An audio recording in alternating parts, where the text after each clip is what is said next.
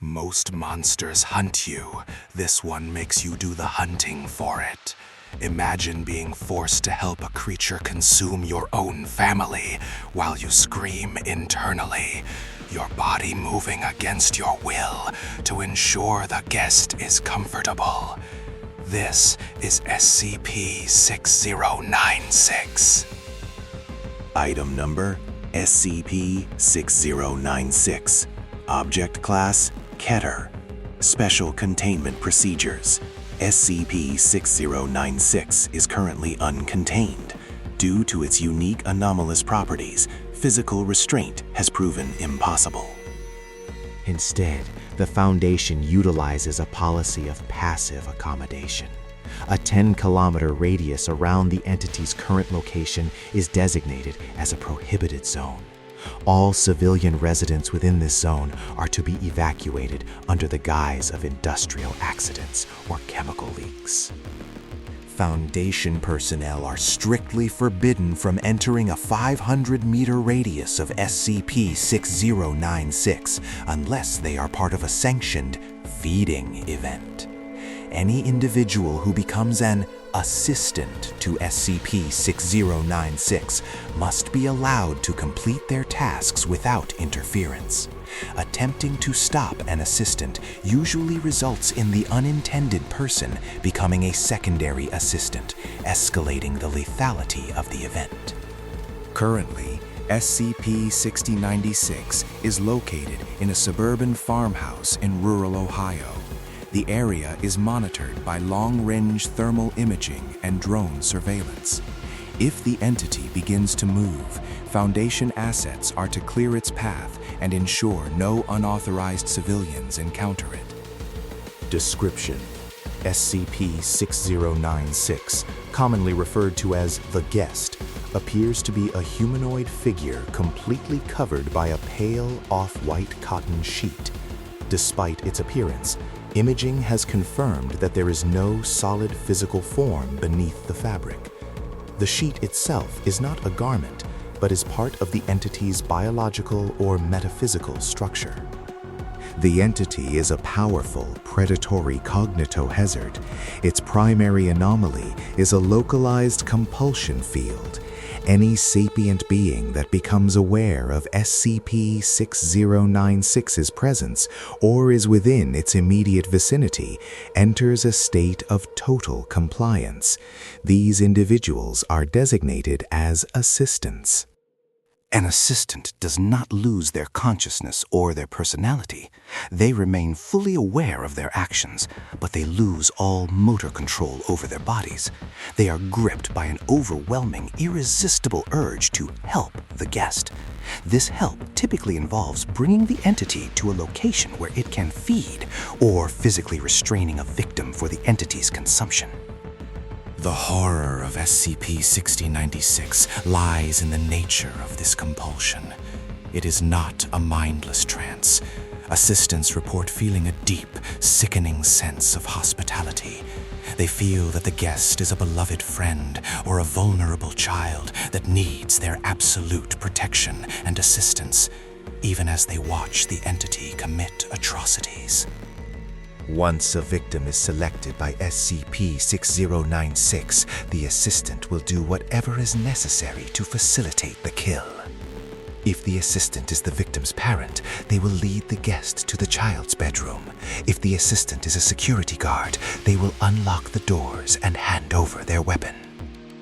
Once the guest reaches its victim, it pulls them under the sheet. No struggle is ever recorded from the victim once they are beneath the fabric. Silence follows. After a period ranging from 10 minutes to 3 hours, the sheet drops flat against the floor. When SCP-6096 stands again, the victim is gone. No biological traces, bone fragments, or clothing remain. The following is Incident Report 6096 Alpha. The Foundation first became aware of SCP-6096 following a series of missing persons reports in a small town in Oregon. Local police responded to a 911 call from the Miller residence. The caller, David Miller, was sobbing telling the dispatcher that he had to let the guest in and that he needed help holding the door for it. When deputies arrived, they found David Miller standing in his kitchen. He was holding his 6-year-old daughter's arms behind her back. Standing in front of them was SCP-6096. One deputy immediately drew his weapon and ordered the entity to drop to the ground. According to body cam footage, the deputy's hands began to shake violently. He dropped his gun, not out of fear, but with a look of intense clarity and purpose. He walked over to David Miller and helped him restrain the screaming child. The deputy was heard saying, "She's being so rude to the visitor, Dave. We have to make this right." The second deputy attempted to tackle the entity. As soon as he made physical contact with the sheet, he stopped. He stood up, adjusted his uniform, and began closing the curtains in the living room to provide the entity with privacy. By the time Foundation containment teams arrived, all 4 individuals, the 2 deputies, David Miller and his daughter, had been consumed. SCP-6096 was found sitting in a rocking chair in the nursery, seemingly waiting. During the initial attempt to transport the entity to Site-19, the containment team suffered a total loss of agency. The transport driver bypassed the facility and drove the entity to a nearby shopping mall. He parked the truck, opened the back, and began politely inviting shoppers to come meet the most important guest in the world. The resulting feeding event lasted 6 hours. 12 civilians were consumed before the Foundation could establish a perimeter. The decision was made then that SCP-6096 cannot be contained by force. It can only be managed. Addendum 6096-P. Researcher note.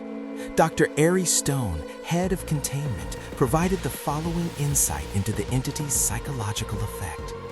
The most disturbing part of SCP-6096 isn't the entity itself. It's the feedback we get from the survivors. Yes, there are survivors. Those who were forced to assist, but weren't chosen as the meal. We interviewed a mother who had been forced to hold her husband down while the guest crawled over him.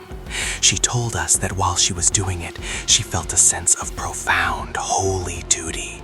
She said she loved the guest more than she had ever loved her husband. She described the guest as lonely and hungry, and said that denying it would have been the greatest sin she could imagine. But as soon as the entity finished and moved toward the door, the compulsion snapped. She was left standing over her husband's empty clothes, screaming. The psychological trauma is permanent. They don't just remember what they did, they remember wanting to do it. They remember the love they felt for the thing that destroyed their lives. We've tried using D-class personnel to sate the entity in a controlled environment. It doesn't work. The guest doesn't want to be fed, it wants to be hosted. It requires the betrayal inherent in the assistant's role. It seeks out connections. It wants the person who loves the victim most to be the one who opens the door. Incident Report 6096 Gamma. 6 months ago, a rogue Foundation strike team attempted to neutralize SCP-6096 using a long-range incendiary strike.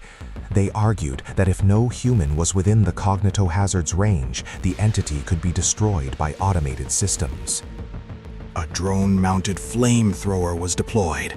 As the drone approached the entity's location, the remote operator at Site-19, located over 2,000 miles away, suddenly experienced a massive stroke-like event. However, instead of collapsing, he regained motor function and began typing frantically. He overrode the drone's targeting system. Instead of firing on the entity, he directed the drone to fly to a nearby residential neighborhood and discharge its fuel into a crowded park. When security tried to pull him away from the console, he fought with a ferocity that required 4 men to subdue. He was screaming, not in anger, but in grief. He kept shouting, "You're going to burn the guest! He's cold! He's so cold, and you're hurting him!" The entity seems to have a range that is not limited by physical distance if a direct technological link is established. It can protect itself by forcing anyone who views it through a live feed to act as its protector. We can no longer use live video to monitor the guest. We rely on satellite stills taken at 30-minute intervals. If you see a figure under a sheet standing in your yard, do not look at it, do not think about it, and for God's sake, do not invite it in, because once you do, you aren't you anymore. You're just the help. The guest is moving toward a new town. Subscribe to stay updated on the containment.